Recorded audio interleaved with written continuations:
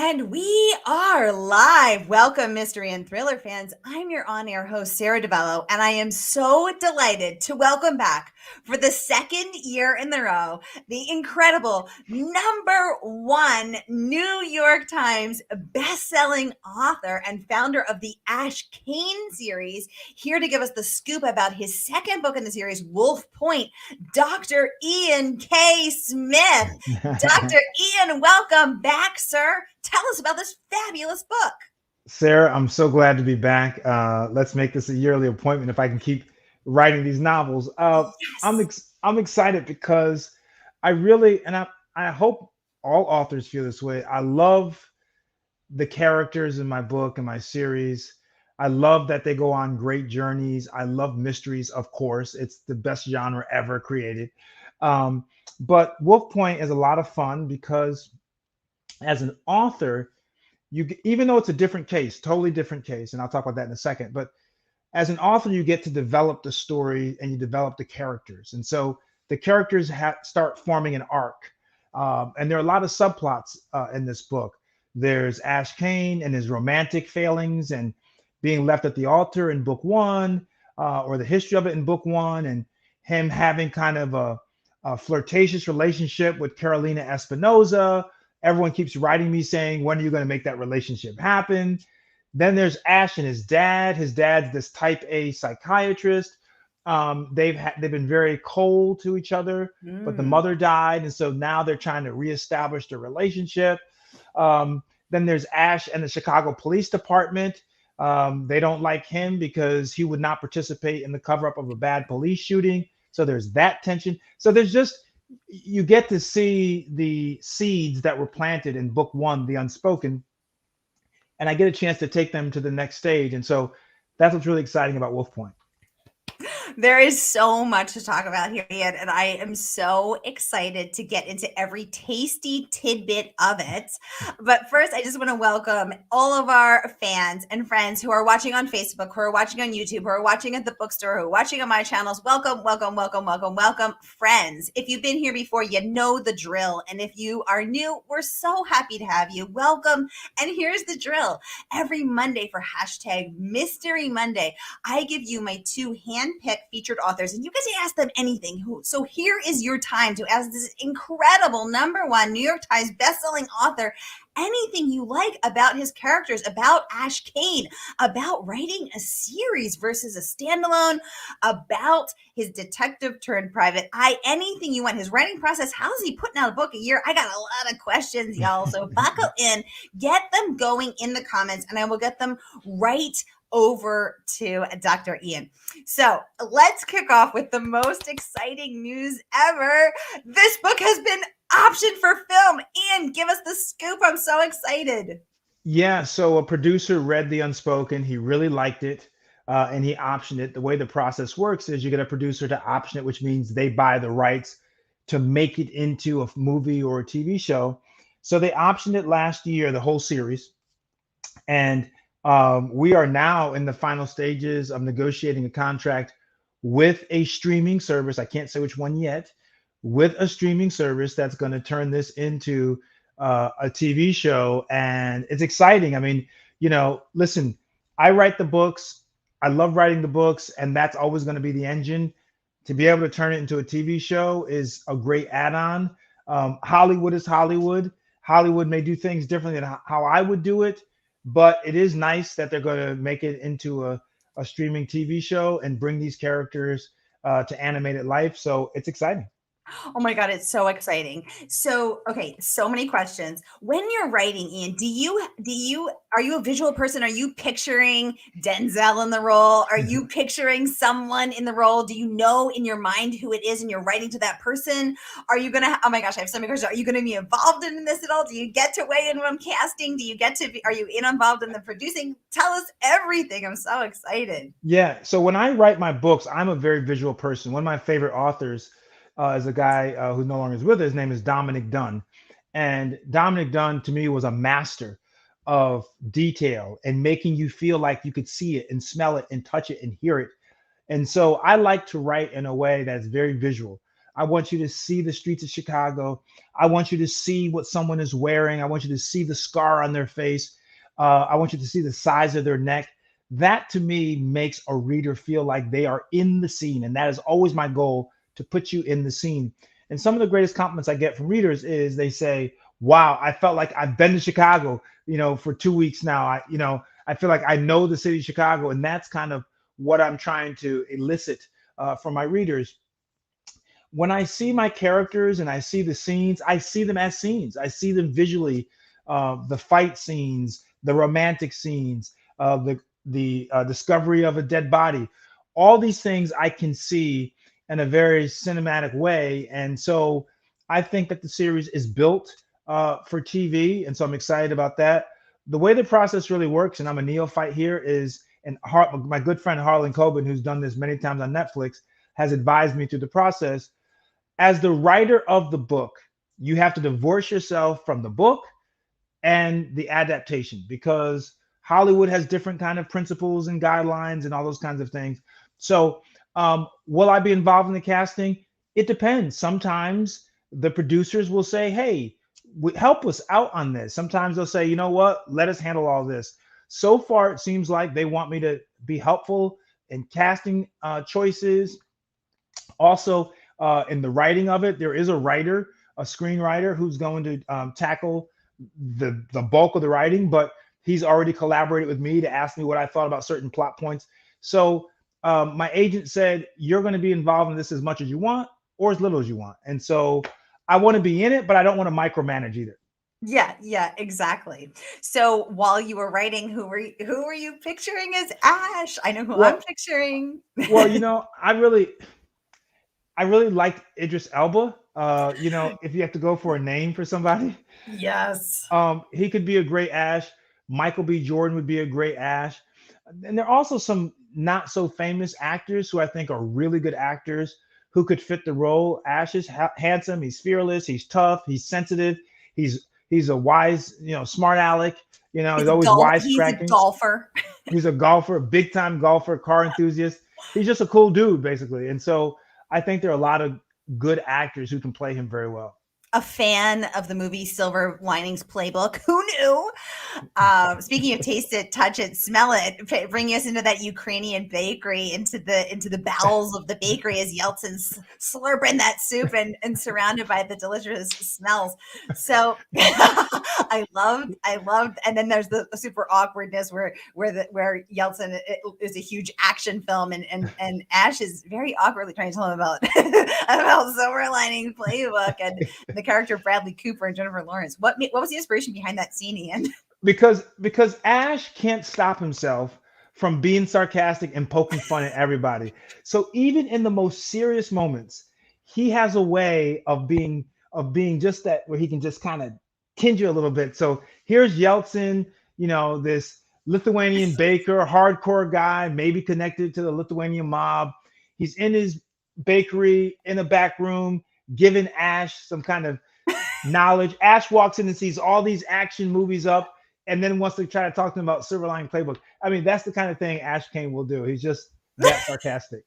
Are you that sarcastic, Ian? Yeah, I think I am. I mean, there's a scene. One of my favorite. My mother just finished reading the book, by the way, and my mother's very critical, as most mothers are, and she really enjoyed the book. But chapter 16, when he goes to visit Pernell Watson in the beauty supply store in the tough South Side of Chicago, that may be my favorite writing scene. And I wrote this book over a year ago, by the way, because I'm already a year ahead.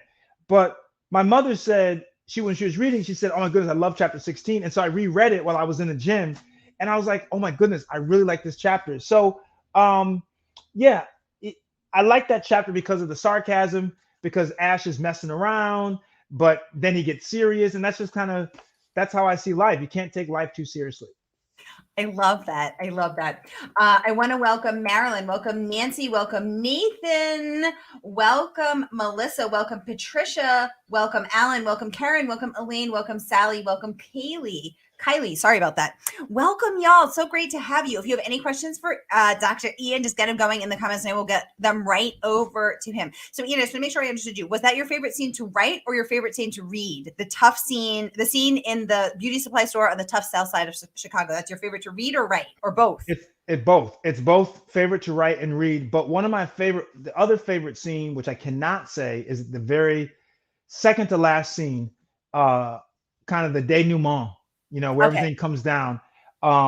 There's something that happens in that scene that to me is classic to one of the characters. And I really like reading that scene because what that character does in that scene is exactly who he is. And it just speaks volumes to who he is as a character. Ooh, okay, cool. So as you're reading it, fam, when you get to the second to last scene, the denouement, that's Dr. Ian's favorite scene. All right, Ian, this book is racking up great praise, as do all of your books. Kirkus Reviews raving. Smith's love of Chicago is palpable in his rich depictions of its diversity, vitality, and unique pockets. A brisk, and twisty whodunit with a motley cast that includes the city of big shoulders. Incredible review there. That must have felt really great to feel like they get it. Did you feel like they really got it, or another review really got it? Well, it's interesting. So I don't read my reviews because I don't. Is this the first you're hearing it? Yeah. Well, someone said that you had a great Kirkus review. I didn't read the review, by the way. I'm popping it up for you. Okay, thank you. And let me tell you why. Tell me. It's not because I don't. It's not because I am worried that people are going to be critical of it. Everyone has a right to have an opinion about how I write, what I write. Completely no problem. I just feel as though, as a creative person, that I have to write what is in my heart, in my mind, what I feel connected to, in the way that I enjoy doing it. And so I always have believed that writers should write for themselves first. If you don't love what you're writing and how you're writing it, how can you expect someone else to like it? So I write what I like. I am a big reader. I'm a big consumer in digital media, streaming services of the detective thriller genre. And so I write how I want to read, how I want to see my shows. And others may see it differently and they have every right to, but I don't know if that's helpful to me. Obviously, it's very nice. This is Kirkus Reviews. To get this kind of review is really a big deal. Yeah. I get it, but it doesn't change my process. It doesn't change my love of what I do. And I don't think I'm any more important. I'm just very stable. Like, this is what I do. I like doing what I'm doing, and I hope the readers like it. Yeah, because I could see how if you start to read the good reviews and to feed off those, then you would also have to read the bad reviews, and then you could really start to get influenced and start to write not for you, but to try to please some large entity of unpleased. You can please all the people some of the time and some of the people all the time, but then you start to water your own brand down. So I love that, and you have the self-control to not allow yourself. I can't do that, Ian. I peak. Well, I tell my mother wants to read every single review, and I'm like, Ma, you've got to stop. Like, stop. I don't want to hear about it. Then she gets upset because this person said something that was actually wrong what they said. That's not what happened in the book. So it's like you end up going down a rabbit hole with reviews, honestly. And so all I care about, do the readers like it? All I want to know is that they like it, that they enjoy it, that it was a fun ride. No one's a perfect writer. No one's going to be, appeal to everybody. My job is to be a storyteller and to intrigue you and engage you for the period of time that you're reading my story. I love that. My job is a storyteller. I love that. And so do you feel that not reading the reviews allows you to focus more fully on that? I love 100%. I don't write for awards. I don't write for reviews. I honestly and true, I know this sounds cliche. I write for the readers. I write for the readers who send me messages on Instagram and say, oh my goodness, I just finished Wolf Point. I got another year to wait for this, so that is like fuel to my fire. Or one reader said to me, I was up to 2 and 3 in the morning, 3 nights in a row because I could not stop reading this book. That is like gold to an author, particularly in this genre. Well, I'll tell you, Anne, you kept me up until 3 a.m. last night, and I am thoroughly enjoying Wolf Point. Ash is he is such a quirky and interesting and complex and multi-layered dude. I mean, I want to hang out with this guy. I want to meet this guy. I want to volunteer my time to be his trusty sidekick, because he seems like a really cool guy and a really fun time. Christina Powers is saying hi. She is, of course, a politically read girl on Instagram. She's a bookstagrammer extraordinaire. Christina, great to have you here. Popping her link in the comments. It's so great to have you. Let me know if you have any questions for Dr. Ian. Thanks for joining us. Also, when you were writing this, first of all, okay, you're putting a book out a month because I hosted you last September. You're amazing in your spare time, and no, not a slacker here, everybody. Dr. Ian is, of course, also a medical doctor, has a very big career. How long did it take you to write this book? Does it take you a year? Does it take you less than a year? What's your day like? Walk us through. I write very differently than probably most other authors. I write in my head first. So I spend about 2 months just thinking of the book. I think of the characters, the setting, the various plot points, the bigger plot points. So I let it gel in my head first. I don't have an outline. I just let it bake and bake and bake. Then when I feel like it's baked and pretty good, then I'm willing to take it out the oven and then I set it on the table. And that table for me is getting to the computer. Then I sit down and write. And what I want to do is I want to make sure that I haven't overly written the book in my head, because I'd like spontaneity as a creator. I also want to have fun writing. I just don't want to kind of sit here and do an outline and then take the outline and then fill in the gaps on the computer. I want to have kind of like the basic backbone, the basic architecture, and then I want to be able to go in different spaces that I hadn't seen coming. And sometimes that happens. Sometimes, you hear authors say the character writes him or herself or the scene wrote itself. What they're saying is that it just started happening. And so therefore, the character took control of their own narrative. And if you feel like even though you're obviously writing it, you feel like the character drove it. And that's kind of how I write. So I write in my head first, then I sit to the computer and write. And I'm a very fast typist, thanks to my high school teacher, Miss Capacity, wherever you are. Even though as an athlete in high school, I thought it was the worst thing that we had to take typing. It was one of the most fundamentally useful courses I've ever taken in my life. I'm a very fast typist, thanks to Mrs. Capacity. But anyway, so I write really fast. So I can sit down and boom, boom, boom, boom, boom, and write pages and pages and pages in no time at all. So it doesn't take me long to physically write the book, but I do spend about 2 months thinking about the book. So during those 2 months, do you ever worry that you're going to lose the thought or lose the place? So you're just literally thinking about it just as you go about your all day. The time.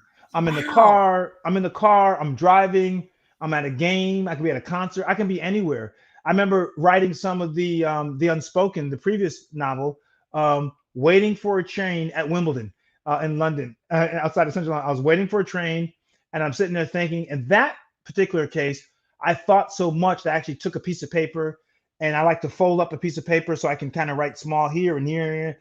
And so I actually wrote some of that waiting on the train, going to Wimbledon. I'll never forget that. That was fun. Wow, I love that. I love that. A lot of what you said when I hosted you last year, what has really stayed with me, because I love your clarity, I love your focus, I love your energy. You are on point and you are firing on all cylinders. And one of the questions I asked you last year was, how do you turn up the heat? How do you keep the suspense going? How do you keep the tension going? How do you keep a reader up till 3 a.m. begging for just one more chapter, but so tired, but they can't stop? So, and at the time, you talked about how you take everyday relatable situations, like the stress of sitting in traffic, and something that just the thought of that, you're late, either the cars aren't moving, the brake lights in front of you are stopping and going, and that is, you take something relatable and then you crank that up. Any further thoughts on that? Are you still using that process? Yeah, not only that, but I also believe that Stephen King has wrote this great book on writing, which talks about writing well and engagement writing. I always like to write to make sure that every chapter counts. There's nothing gratuitous in my book. I don't have just like a fluff chapter where the character is kind of doing something completely unrelated. I want the readers to realize that every chapter they are digesting, that it's important to the end. Because remember, we're trying to figure out what happened. Classic mystery detective, what exactly happened? So my feeling is I wanted every chapter to matter so much. If you took that chapter away, there'd be a hole in the book. That's how you know, in my opinion, if you're writing well. Okay. And if you're not writing extraneously. And so for me, it's all about making sure you need every domino in place for the whole line to fall. And that's how I write. I want you to, as a reader, to also feel like there's a takeaway from each chapter, right? Like in chapter 14, there are a couple things you need to learn. Whether you learn that the character never made it home on time, Mm. whether you learn that someone had used a different name in the past, whatever it is, every chapter you have to have something tangible that you can hold on to because it's another piece in the puzzle. I notice you also write short chapters, which I think is maybe part of your master plan, keeping us up past 3 a.m. because we have to keep reading. We think, oh, it's just not that long of a chapter. I can do this. But then we read 10 more chapters. You evil genius, you. So are you doing that on purpose to hold our attention? Or is that a strategy? Is that just how your brain works? What's the process behind that? I tend to believe that shorter chapters are more digestible. Mm. And if you're like me, I read all over the place. I read in the car, I read waiting for a train, I read on the plane. So sometimes you only have 10, 15 minutes to read and you want to get through the chapter. And so I really like the shorter chapters because you can say to yourself, okay, I got 10 minutes left of my lunch break. I know I can finish chapter 15, and boom, you can finish it. I think the longer chapters, sometimes if you can't finish them and you stop in the middle of it, then you got to come back to it. Then you got to refresh yourself to what happened. And remember, with with mystery novels, excuse me, remember everything is contiguous. Everything is contingent, and so you don't want to miss something. I mean, you need to pay attention to every detail because what happens in chapter 2 has a reflection of what happens in chapter 35. And you got to remember these things. So I just think that from a logistical standpoint and a reader comprehension standpoint, shorter chapters are better. I love that. I love that. And I totally agree because also our attention spans are shrinking and shrinking. So that helps us to stay focused. Christina would like to know what inspired you to write and to choose this genre. Let's take both of those parts of the question. Christina, great question. Dr. Ian, give us a skinny. Yeah, well, I've always loved mysteries. Going back to as a grammar school student, elementary school student, reading Encyclopedia Brown. I loved Encyclopedia Brown and another book called The Great Brain. And they were both mysterious young adult, not young, but young children mystery books. And so that is really what piqued my attention. And I just love, I'm always been a curious person. And so the idea of trying to solve this and figure it out before it actually comes, that's always been key. So that's why I love the genre starting off as a kid. The reason why I started to write this particular genre is because I read John Grisham's The Firm before it became famous. My aunt, who was a big reader, said, "Hey, you got to read this book." And I was in college, first year, and I read The Firm, and I could not stop reading this book. I was reading it driving my car. When I got to stoplights and stop signs, I was trying to get a page in, and I was like, "Geez, I hope that one day I will be able to write a book that can capture someone's attention and imagination and all the feelings I had. It was so cathartic." And so I said, I want to write a book like that just because I want to be able to entertain and engage someone else like I felt I was. And I just did it. Well, you sure did. And I love that answer. And it's so cool that you're able to trace it back to those, those two specific books when you were a kid. And then John Grisham, who has been at the store, I know, has been hosted as an author there, to know that this is the thing that really kicked it off for you. Absolutely love that. Why do you set the Ashe Cayne series in Chicago?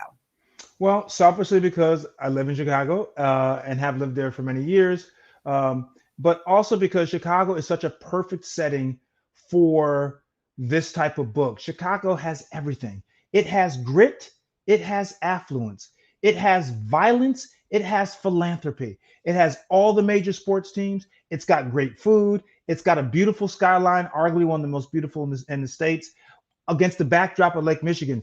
It's just a perfect setting for this kind of story. There's a lot of political corruption, which is at the essence of Chicago. Chicago is corrupt to its core. And I say that because it's just the truth. I'm not being pejorative. And so it's just a great city to have it. The other reason is because people hear Chicago through mainstream media and they think only of violence. Like Chicago is the gun capital of the world. Even my own family who doesn't live here, they're like, oh my goodness, be careful.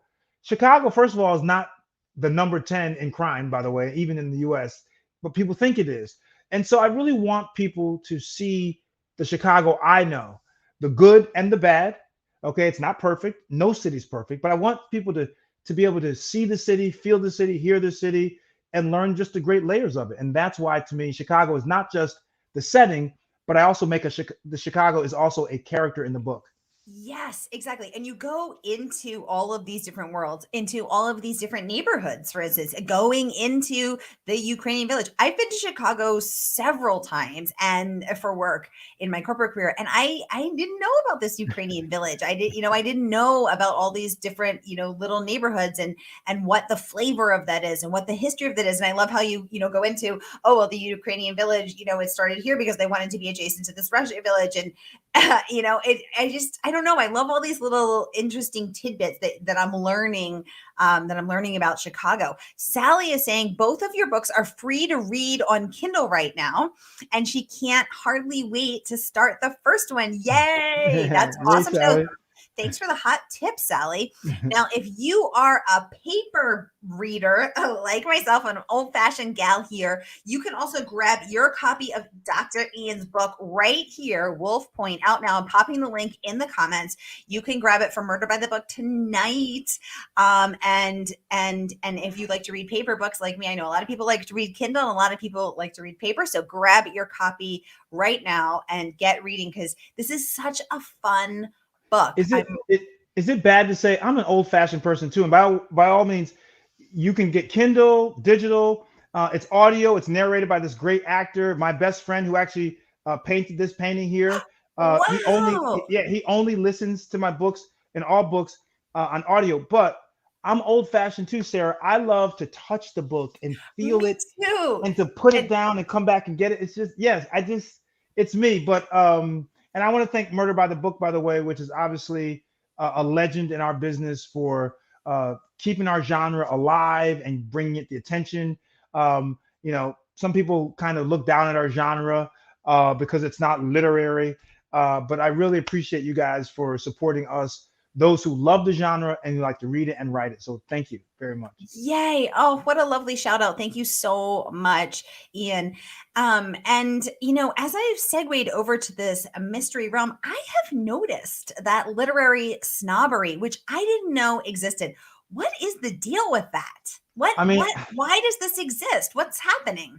I think because this is just my Yeah, surmising. tell When we're us. taught about great writing and literature, we're taught Faulkner and Dickens as kids, right? These are the exemplars.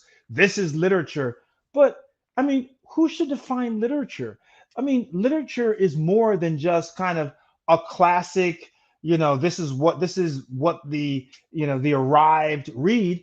Literature is everything. It's sci-fi, it's mystery, it's romance, you know, and I read all this stuff. I read everything, and I just think that it's really mysteries get a bad rap in the literary snobbish world, and I just don't think it's beneficial. Some people don't want to read literary books because they're not interested in that content, and I think that there are people who would read, but they want to read mysteries. That's good. We want everyone to read, right? We all love books. We love stories. Exactly, exactly. And I think that's a really interesting point that you raise. Who is determining and who is in charge of determining what is great literature and what is great writing? I know I haven't read a lot of the great writing, the people that you just this named, but I've read a lot of mysteries and I love them. And what I love about them is I think what what you said before, the challenge to solve something. That's how my brain works too. I like a puzzle to solve. I like to figure out. I like whodunits, which is why I love police procedurals or private investigative procedurals like this. I like to be on that chase with them. Oh, interesting. Sally is saying she goes both ways. She likes both the Kindle, and if she likes it enough, she'll buy the paper copy. Very interesting. And sometimes I'll do that with both the hardcover and the paper. So, and especially if they change cover, I like to do that. Melissa Watson saying, "Hi, Sara and Ian. He sounds very interesting." Melissa Watson, welcome to the Conversation Mystery and Thriller Maven member. They're great to have you. Dr. Ian is fascinating. Welcome. You're going to love him, and you are going to love his books. Wolf Point, the second in the series of his Ashe Cayne series. The first, of course, being The Unspoken. Christina. Oh, by the way, Sara, can I just say this? Tell me. So I decided to have a mystery within the mystery. So Ooh. on my Instagram page, it's at Dr. Ian Smith. Spell the doctor out, IAN Smith. I posted 6 questions. There's a post of me holding my book, and it's 6 questions related to the book and also to Chicago. You don't have to have been here to answer the questions. You can look them up online. And whoever gets all 6 answers right, I'm going to give $1,000, just because it's like a puzzle. So I want people to figure out while they're reading, looking for some of these details that are in the questions. What?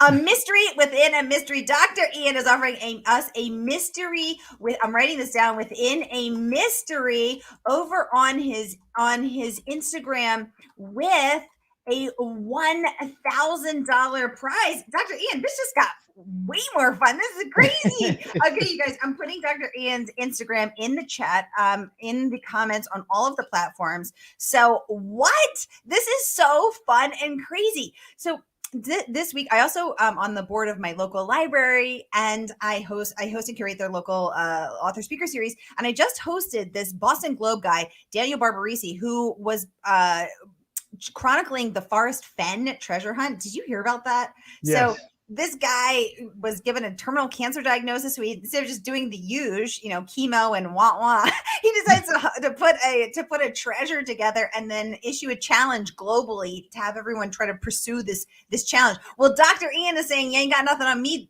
Forest Fen. Here's my Instagram challenge. Everybody head over, follow Dr. Ian. There's the link. And let's see who can solve the mystery first. Yes. Melissa Watson is saying, that is awesome. It sure is. This is so cool. I'm really excited. And you keep me guessing, Dr. Ian. You keep me guessing. And for those who prefer Twitter, you can also follow Ian over on Twitter. I'm popping the link into the comments there as well. So what made you want to do that? You just said, let's do something fun. It's been a year and a half of pandemic. What's going on? Well, yeah, because I think I did this with The Ancient Nine, which was my 2 novels ago, which is about my secret society experience at Harvard. So people like secret society stuff. It's really cool. It's based on my actual experience of going and joining one of these secret societies. I just feel like it's just fun. I think that when people are reading already detectives, they're already trying to figure it out. So why not have some fun? So you get some from the book, you do a little research online, which we all can do. I just think it's a nice little fun thing for people to try. Yeah, exactly. I love that. So Dr. Ian, no slacker, a graduate of both Harvard, Columbia, and the University of Chicago. Very cool. Very, very cool there. And for those who are interested in learning more about the secret societies, you can pick up that book as well. I'll pop it into the comments as well. So are you already in the process of writing Ashe Cayne #3? Are you in the baking brainstorming phase? Are you in the fast typing phase? What phase are you in, Ian? I am in the phase of writing Ashe Cayne #4, literally. Oh my gosh, you're already on 4? #3 is done. It's called The Overnights, and it is so much fun. So much fun. I'm going to introduce people to my other life, which is the TV media life. And this book is about a celebrated local Chicago anchorwoman who is in the middle of sweeps, which is the name for ratings period. And she is at war to maintain her #1 position against her rival. And lo and behold, a body shows up somehow, some way, and Ashe Cayne needs to investigate. So it's already done, already baked, ready for next year. So wait, okay, so that's number 3. And what stage are you in number 4? Are you baking? Are Num- you fast typing? I'm typing. I'm fast typing. I am 3/4 way done with number 4, and that's going to be fun. That's going to be a very kind of um, I don't say out there, but it's kind of like a underworld kind of thing that Ash gets involved in trying to solve, and kind of as he's going to solve one case, it opens up this bigger case of all these kind of things that are happening behind the scenes. It starts off with the death, the suspicious death of one of the wealthiest men in Chicago. That's how it starts. Ooh, oh my goodness. I'm just intrigued and then intrigued. Christina saying this sounds like such a fun Hallmark movie and mysteries type of book. And Christina, I don't know if you were here in the beginning when Ian shared that his Ashe Cayne series has been optioned for a streaming service yet to be named series. So so much exciting news. And did you get to pick the voice of your audiobooks? Christina saying she Actually, prefers audiobooks. She says yeah, she's only reading audiobooks. Do you get to yes, pick the voice? Is it I just did. happen to be fun? Actually, they had a suggestion. They gave me a couple suggestions, a couple samples, Mm-hmm. and I found a guy who one of my sons listened to his audiobooks. This guy was a narrator, and I used to listen to it, and I love this guy's voice. And I said to the publisher, actually, I like these guys, but I want this guy. And so they called him up. They found his agent. He read a sample of the book, sent it in. I loved it, and he's the narrator for both of Oh, them. and will Yeah, he be the narrator? We will expect to hear the same voice. Yes. yeah, Amazing. yeah. Amazing. So in my mystery and thriller maven group, I let people submit questions in advance. And one of the questions that came in advance was if you had to be stuck on a desert island with one or two of the characters from either book 1 or book 2, who would it be and why? So Ash, I'm thinking. That's easy. Ash and Mechanic. Ashe Mechanic, yes. Okay, Yeah. so Mechanic is someone from his boxing training His club. sidekick. Yeah, his sidekick. Sidekick, Yeah. definitely someone who can throw elbows. Who is he's Ukrainian. He takes Ash into the secret world. He's trying to figure out if the Russians are involved. One of the funniest lines I thought of the book was when he's in there in with the baker Yeltsin, and Yeltsin Yeltsin. says it's always easy to blame a Russian because it's so true. Oh my goodness. Um, That Melissa was good. I speak Russian actually. Oh, you do? Oh, yeah, that was very good. Thank you, thank you. Melissa, she prefers trade paper book. I love the feel of a real book. Me too, Melissa. There's just something so wonderful about holding paper and It's the tactile. It's a tactile sense. Yeah, yeah. yeah, exactly, exactly.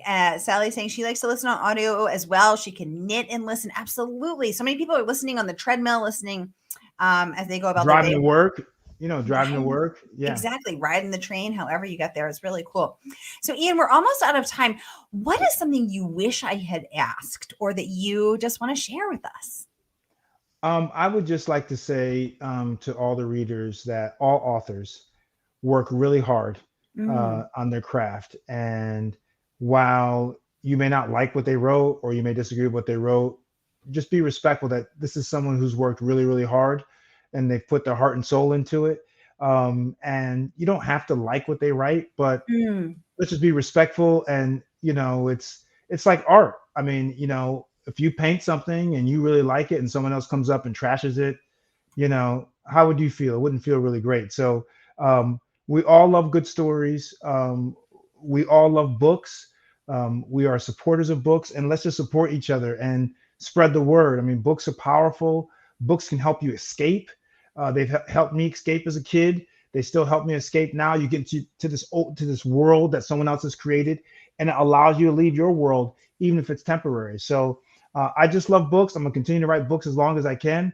I hope to entertain you guys. And if you have some positive feedback or want to send me some encouragement, I am never above being encouraged. So anything you have to lift me up and make me feel good and keep my energy going, I appreciate that. That keeps my fire burning. Oh my gosh, that is awesome to know. So you do when people message you, when people post, it's you who's running your accounts. Oh, It's my, actually you.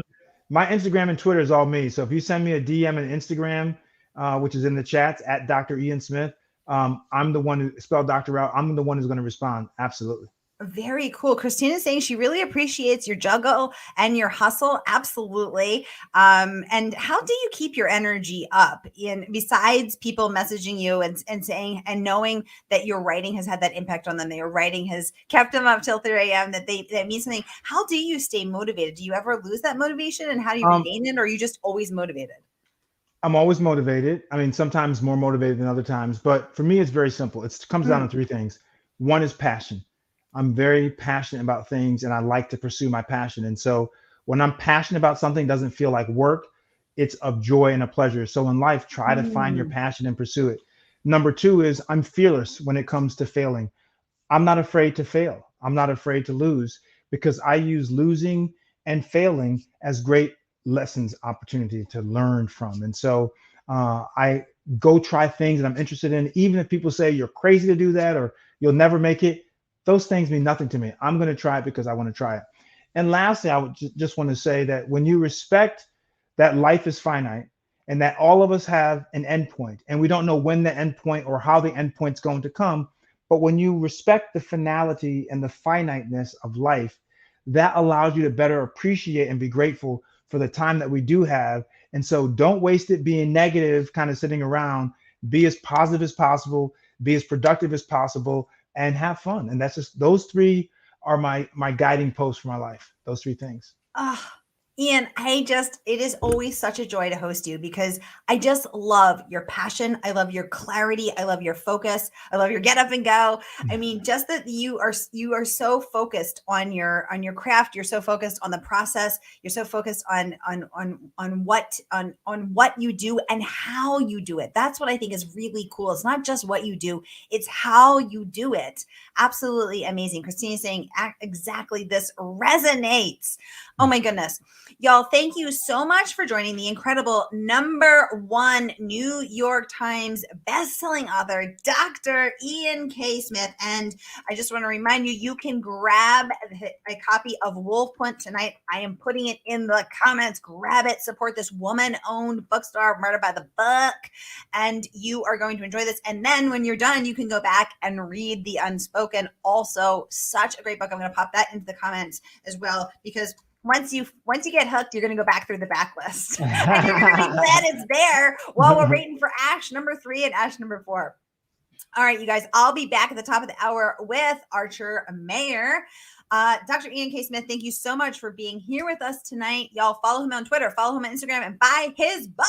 Have a great night, and I will see you soon. Thank you.